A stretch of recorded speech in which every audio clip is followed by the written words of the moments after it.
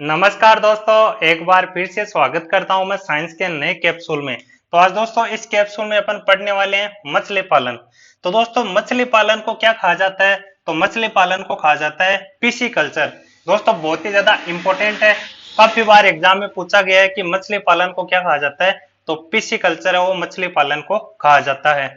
अब देखिए दोस्तों, जो मछली पालन है वो यहाँ पर आमतौर पर कृषि का हिस्सा माना जाता है, क्योंकि दोस्तों जो खेत होता है उसमें ही ये जलाशय वगैरह बनाए जाते हैं और उसके अंदर ही मछली पालन किया जाता है।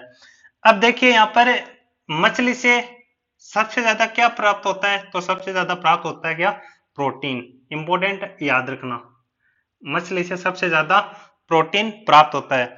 अब देखिए दोस्तों, जो मछली पालन है वो जलाशय, तालाब, आपको यहाँ पर बताने की जरूरत नहीं पड़ेगी, इनमें पाली जाती है। ठीक है।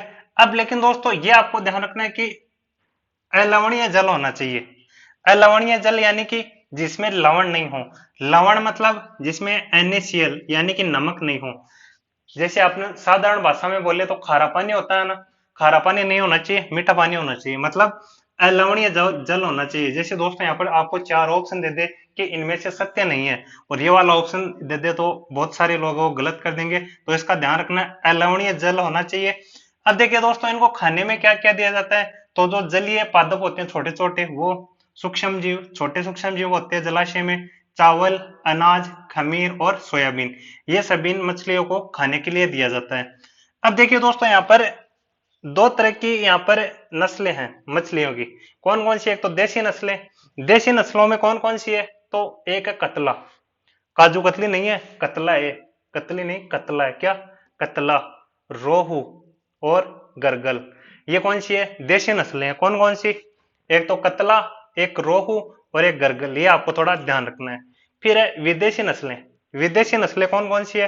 तो ये दो है। कौन सी? एक तो कॉमन कर्प और एक सिल्वर कर्प, दोनों इंपॉर्टेंट है, दोनों को आपको याद रखना है। विदेशी नस्ल की जो मछली है वो कॉमन कर्प और सिल्वर कर्प। तो ये हो गई यहाँ पर देशी और विदेशी नस्ल की सारी मछलियां।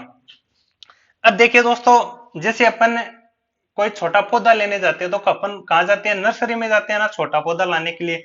फिर अपन उस पौधे को घर पर लाकर बड़ा करते हैं। तो उसी प्रकार से दोस्तों मछलियों की नर्सरी होती है, और जो मछलियों की नर्सरी होती है जिनमें छोटी छोटी मछलियां होती है उन्हें क्या कहा जाता है?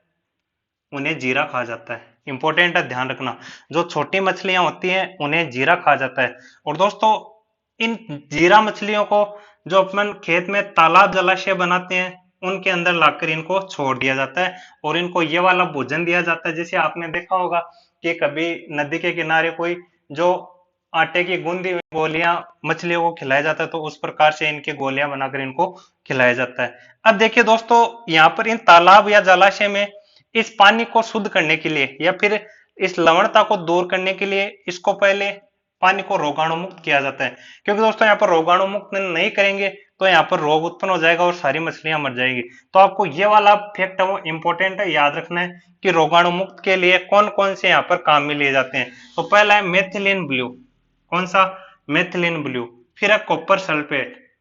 कॉपर सल्फेट का सूत्र होता है CuSO4, कॉपर सल्फेट। फिर है पोटेशियम परमंगनेट।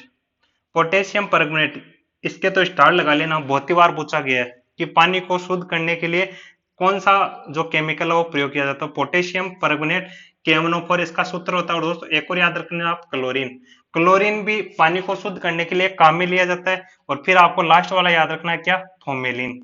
आपको फॉर्मेलिन भी याद रखना है। तो रोगाणु मुक्त के लिए कौन कौन से आपको याद रखना है? Methylene blue, copper sulphate CuSO4, potassium permanganate यानी कि KMnO4, और फिर क्लोरीन और फॉर्मेलिन।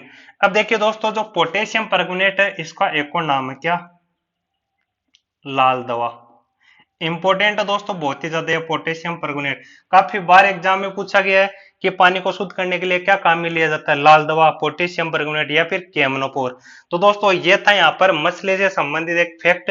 दोस्तों अगर कोई क्वेश्चन बनेगा तो यहाँ से एक क्वेश्चन बनने की पूरी पूरी आपकी संभावना रहेगी। तो दोस्तों ये था यहाँ पर एक छोटा सा वीडियो। अगर दोस्तों आपको वीडियो अच्छा लगेगा तो आप वीडियो को लाइक भी करेंगे और चैनल को आप सब्सक्राइब भी करेंगे। तो दोस्तों मिलते हैं अगले वीडियो में, तब तक लिए धन्यवाद।